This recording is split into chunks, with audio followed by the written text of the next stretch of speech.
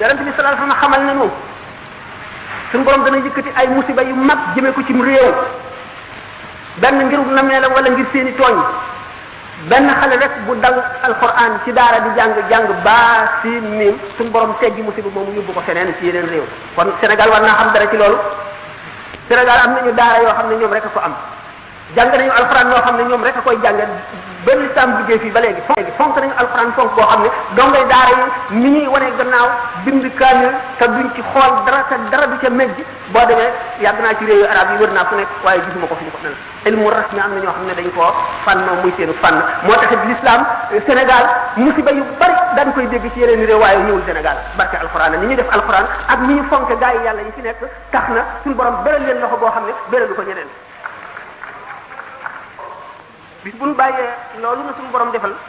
ba mu beral loxo bis bu ñu ko bàyyee mu yemale noonu ñooñu képp jullit ñooñu nga xam ne gëmatuñ ci alxuraan lu dul texte la boo xam ne digle na tere la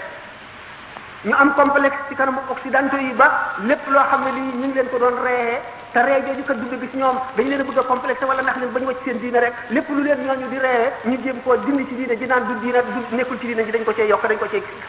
nii nii ki naaka ndax ñàkk a yeewu rek ak dof ak complexe